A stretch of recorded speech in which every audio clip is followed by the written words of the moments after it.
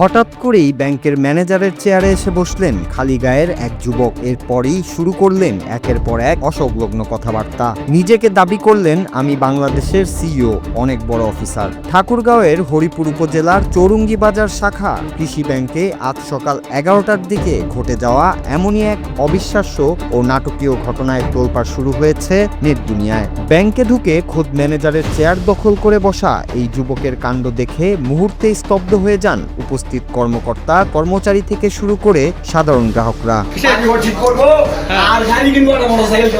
জানা গেছে, আকস্মিকে শোরগোল ফেলে দেওয়া যুবকের নাম ইয়াসিন আলী। আজ সকালে ব্যাংকের স্বাভাবিক কাজকর্ম চলার মাঝেই হঠাৎ ভেতরে প্রবেশ করেন তিনি। কোনো কিছু না ভেবেই সরাসরি চলে যান ম্যানেজারের কক্ষে এবং বসে পড়েন তার প্রধান চেয়ারটিতে। খালি গায়ে চেয়ারে হেলান দিয়ে বসে তিনি চিৎকার করে বলতে থাকেন, এই ব্যাংকে নাকি তার কোটি কোটি টাকা জমা রয়েছে, আর সেই টাকা তুলে তিনি নিজের বাড়ি ঠিক করবেন এবং নতুন মোটরসাইকেল কিনবেন। নিরাপত্তা রক্ষীরা তাকে বুঝিয়ে শুনিয়ে চেয়ার থেকে নামানোর চেষ্টা করেও ব্যর্থ হন। তাকে ঘিরে ব্যাংকের ভেতরে তৈরি হয় এক নজিরবিহীন চাঞ্চল্যকর পরিস্থিতি।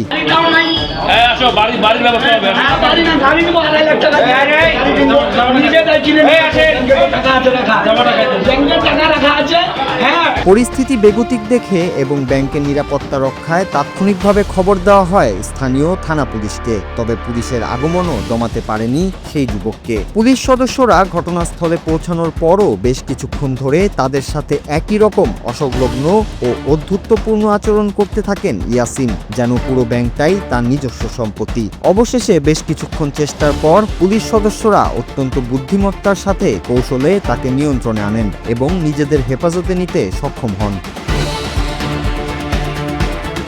সবশেষ খবর পাওয়া পর্যন্ত অভিযুক্ত ওই যুবককে পুলিশ হেফাজতে রাখা হয়েছে। প্রশাসনের প্রাথমিক তদন্ত ও পুলিশ সূত্রে জানা গেছে, ইয়াসিন আলী তীব্র মাদকাসক্ত। তবে কেবল মাদকের প্রভাব নাকি এর পেছনে কোনো মানসিক অসুস্থতাও দায়ী, তা খতিয়ে দেখছে স্থানীয় প্রশাসন। ব্যাংকের মতো একটি সুরক্ষিত জায়গায় ভর দুপুরে ঘটে যাওয়া এমন একটি ঘটনা সামাজিক যোগাযোগ মাধ্যমেও বেশ আলোচনার সৃষ্টি করেছে। Nur Raju, Bangla TV, news desk.